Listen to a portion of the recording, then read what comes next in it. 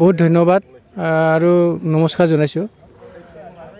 আজি এই আপোনালোকে যিটো দেখিছে, আপুনি যিটো কৈছে আজি কাৰ্যসূচী লৈছে, কথাটো ঠিক তেনেকৈ নহয়। আমি কাৰ্যসূচীটো আজিয়ে প্ৰথম লৈছোঁ এনেকৈ কথা নহয়।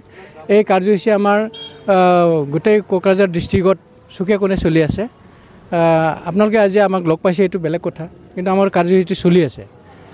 আজি আৰম্ভ হৈছে এইটো কথা নহয়। যাহওক, এই কাৰ্যসূচীটো কি হ'ল মানে কি, আমাৰ কোকৰাঝাৰ জিলাত যিকোনো প্ৰকাৰে এই দুৰ্ঘটনাটো ৰোধ কৰিব লাগে।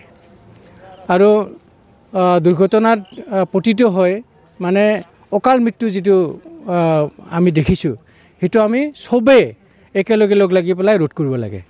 আৰু ইয়াৰে অংশৰূপে আপোনালোকে দেখিছে ইয়াতে নিশ্চয় মটৰ চাইকেল, বিশেষকৈ আমাৰ মটৰ চাইকেল চালকসকলে অভাৰ স্পীডত গাড়ী চলাই পেলাই যেনেকুৱা দুৰ্ঘটনাত পতিত হয়, আমি প্ৰত্যেকে জনাৰ পিছতো এইটো ভুল কৰি থাকোঁ যে সেইটো আমি সোঁৱৰাই দিয়াৰ কাৰণে আমি ইয়াতে স্পট আমি য'ত মানে আমাৰ ডিউটি চলে তাতে আমি একে গোট কৰি পেলাই তেওঁলোকক মানে ফাইন লগোৱাৰ পৰিৱৰ্তে মানে তেওঁলোকক আমি বুজাব চেষ্টা কৰোঁ যে এইটো বস্তু ভুল।